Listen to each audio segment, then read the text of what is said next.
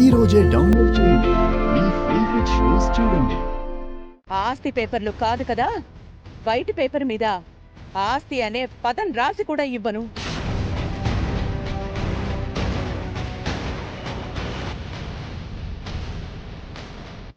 మా కష్టార్జితం మాకు నచ్చిన వాళ్ళకి మాత్రమే ఇస్తాం. తనకు ఎంతో కొంత ఇవ్వడంలో తప్పు లేదన్న అభిప్రాయం.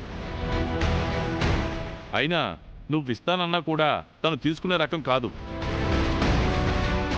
అటువంటి వాటి కోసం ఆశించే మనిషి కాదు అని మీరు నోటి మాటలతో అంటే సరిపోతుందా ఏంటి? ఏదైనా సరే రాతపూర్వకంగా ఉండడం మంచిది.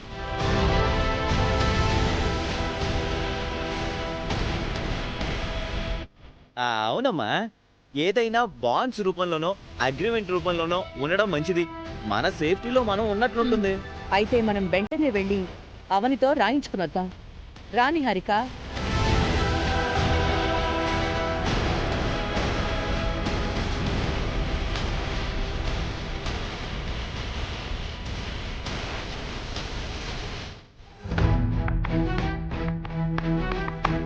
ఒకవైపు పెళ్లి గొడవ, మరొక వైపు ఆస్తుల కోసం గొడవ. అవనికి ఇవ్వాల్సిందేదో ఇచ్చేస్తే అయిపోతుంది కదా.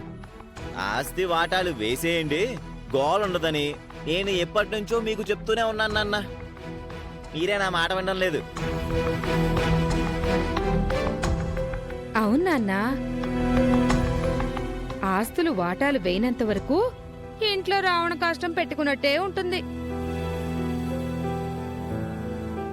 నేను అమ్మని దగ్గర చేయాలని చూస్తుంటే అందరూ కలిసి ఇంకా దూరం చేసేస్తున్నారు.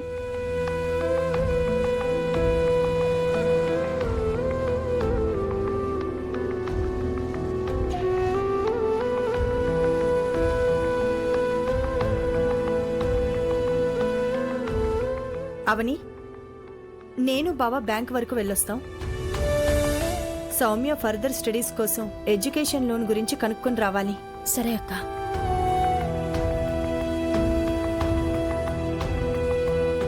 ఏమైందమ్మా, ఎందుకు అలా ఉన్నావు? రాత్రి నా మీద ఎవరో ఏదో ప్రయోగం చేసినట్టుగా అనిపిస్తుంది బావా.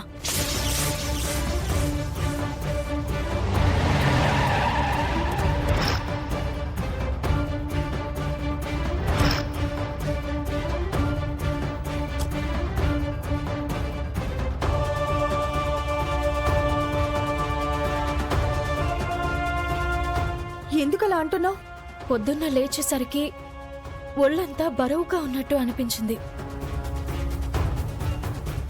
చీర మీద ఏదో పౌడర్ కనిపించింది.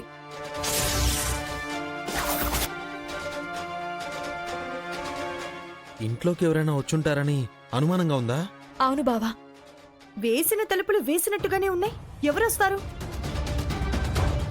ఎందుకైనా మంచిది, రాత్రి సమయంలో నేను సీక్రెట్గా కాపలా ఉంటాను. ఎందుకంటే ఆ నిహారిక నీ మీద ఎటువంటి కుట్రలు చేస్తుందో తెలియదు కదా.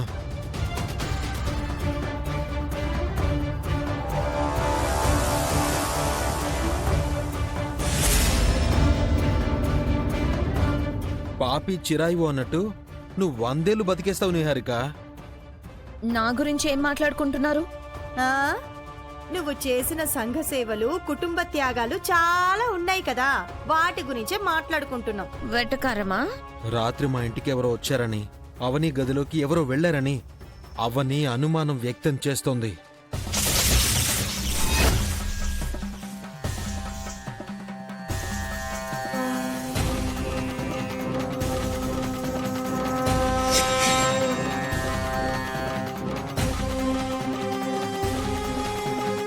వాళ్ళు ఎవరో కనిపెడతాను, వాళ్ళ పని పడతాను. అవును, ఇంతకీ మీరెందుకొచ్చారు? వీటి మీద సంతకాలు కావాలి. ఏంటవి? చదువుకున్న దానివే కదా, చదువుకో.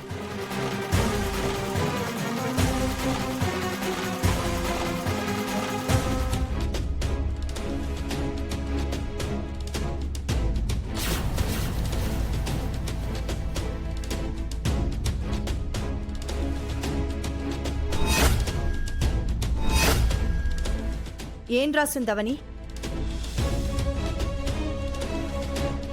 వాళ్ళ ఆస్తులతో నాకెటువంటి సంబంధం లేదని, వాటాలు అడగడానికి రాకూడదని నా తరపు నుంచి ఎటువంటి అభ్యంతరం లేకుండా నా అంగీకారం తెలుపుతున్నట్టు రాయించిన పత్రాలివి. శ్రీకర్ కట్టిన తాళి నీ మెళ్ళోనే ఉంది, తీయనని అంటున్నావు.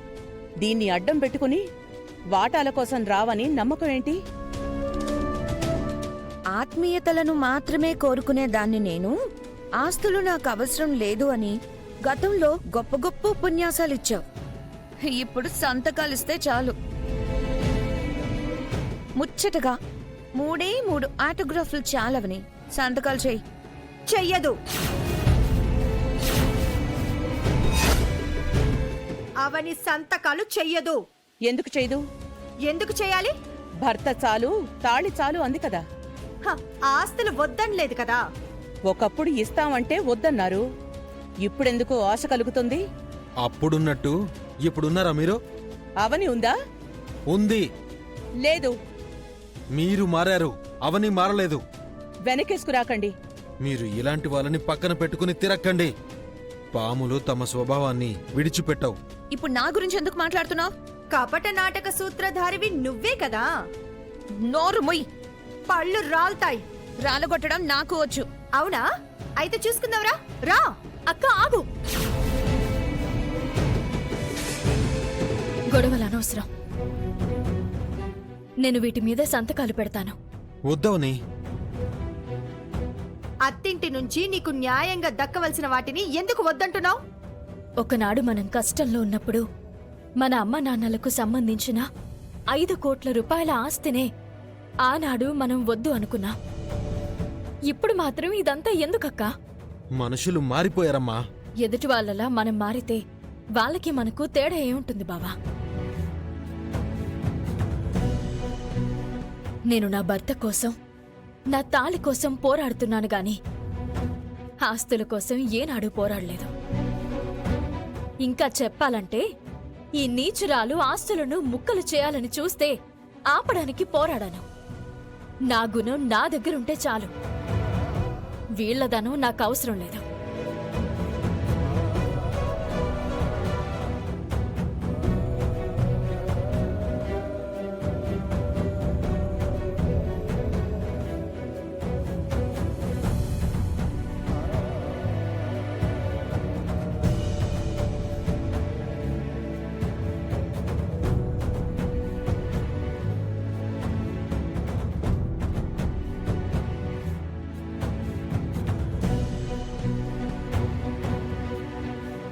వేదవతి గారు, విలువ కట్టలేని నా ఆస్తేదో తెలుసా? నా కూతురు. ఇవెంత? నా కూతురి కాలి గోటికి సమానం కావు. నీ కోటలు అంతఃపురాలు నా బిడ్డ జాతకం ముందు సరితూగవు. అటువంటి బిడ్డని దూరం చేశావు. నేను వీటి కోసం వెంపర్లాడను.